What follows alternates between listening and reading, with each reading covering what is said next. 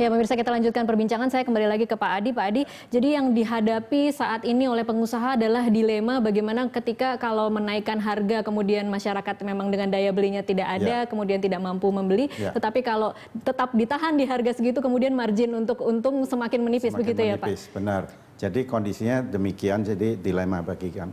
Dan kalau saya mengamati dari tahun 2000 sampai 2010, itu income per kapita Indonesia itu naiknya cepat.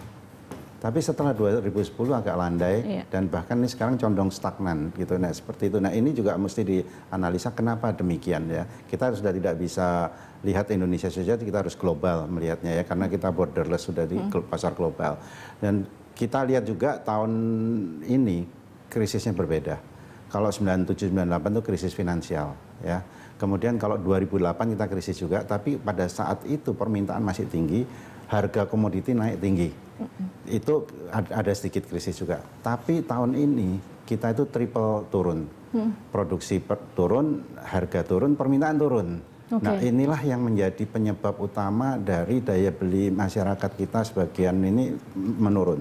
Karena Indonesia itu kan terkenal country based income, karena komoditi mentah perkebunan kita ekspor dan lain sebagainya.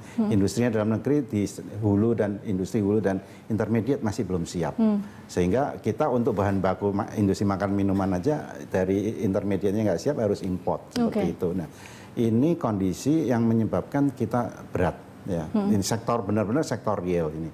Nah, oleh sebab itu menurut saya pemerintah ini harus segera menggerakkan ekonomi, entah caranya seperti apa. Ada dana desa katakan, sudah dikucurkan. Tapi belum diterima juga di desa. Tapi ternyata belum jalan gitu. Padahal kalau 20 triliun di desa itu bisa bergerak, otomatis ekonomi bisa bergerak. Lumayan gitu ya, seperti itu. Dan, Pak Adi, mungkin kalau saya bisa tahu saat ini dengan kondisi terjepit dilema bahwa tidak bisa menaikkan harga, kemudian ditahan di harga segitu, tetapi margin kemudian menjadi menipis. Apa yang dilakukan oleh para pengusaha untuk menyiasatinya? Tentunya kami kalau yang namanya efisiensi sudah pasti dan itu sudah pasti kita lakukan. Dengan melakukan apa itu Pak? Apa? Dengan melakukan apa efisiensinya? Dengan melakukan kita sampai sekecil-kecilnya misalnya tentang kemasan, waste dan lain sebagainya, itu kita perhatikan satu persatu karena memang kita biasa kerja di retail itu sangat kecil-kecil, kita perhatikan Rp1 kalau berapa juta ya lumayan juga gitu ya, kita hemat. Nah, kemudian tentunya melihat permintaan juga menurun, jam kerja kita sudah mulai kurangi. Itu terjadi. Yang lain lagi kalau kita bisa, beberapa produk sudah mulai merubah ukuran. Dan yang saya dengar dari kemasan sudah bisa terlihat ya Pak. Yang saya dengar dari beberapa anggota juga yang punya 2 atau 3 kelas produk, itu ada terjadi downgrading. Jadi yang premiumnya kemudian diturunkan. Turun menjadi ke bawah seperti itu, dan itu mengantisipasi permintaan dari konsumen yang memang demikian gitu ya. Yang masih mending itu produk-produk pangan olahan yang semi makanan pokok. Itu masih agak stabil dan bahkan ada sedikit cenderung meningkat. Tapi yang meningkat ini yang mutunya lebih rendah. Seperti itu. Nah, ini kan menunjukkan sektor real benar-benar daya beli mereka ini bermasalah seperti itu. Sudah ada pembicaraan belum Pak Adi mengenai skenario terburuk? Ketika tadi Anda mengatakan batas psikologisnya kan 15.000. Ketika ada yang berbicara 16.000, bahkan ada yang bilang 17.000 mungkin bisa sampai. Akan seperti apa skenario yang dilakukan oleh pengusaha? Ya, kalau sampai tadi saya katakan kalau industri menengah besar umumnya masih daya tahannya 2-3 bulan ya. Perkiraan saya sampai Desember kita masih tahan ya. Mudah-mudahan ini karena adanya stok itu. Tapi Januari mau tidak mau harus naik harga. Kalau perusahaan rugi di operasionalnya saja sudah rugi kan tidak mungkin bisa terus gitu ya. Berapa kisarannya kira-kira Pak? Pilihannya mau tutup atau apa gitu ya.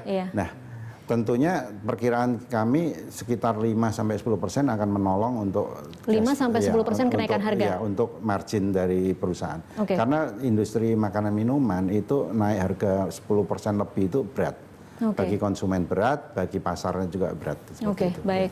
Pak Ginanjar, kalau Anda melihatnya prediksi Anda, kira-kira bisa sampai 16.000, bisa sampai 17.000 Pak Ginanjar?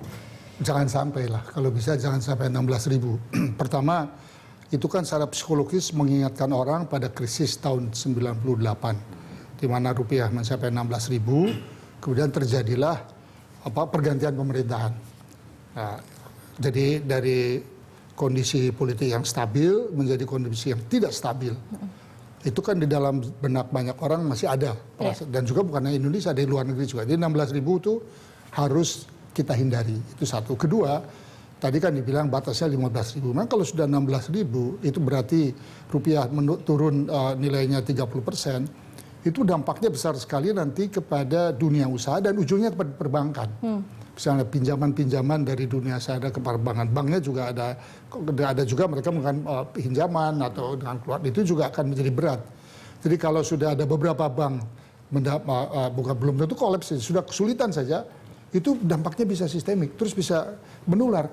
Seperti yang terjadi tahun 98, seperti yang ingin dicegah di tahun 2008 oleh Pak SBY dan oleh Ibu Sri Mulyani. Jadi kalau sampai 16.000, jadi kita lihat gini ya, waktu dari 12 ke 13 dibandingkan dari 13 ke 14, 13 ke 14 itu lebih cepat. Lebih cepat, iya. 14 ke 15 lebih cepat lagi, sekarang udah lebih dari separuh. Nanti 15 ke 16 kalau itu sudah terjadi itu menggelincir sudah.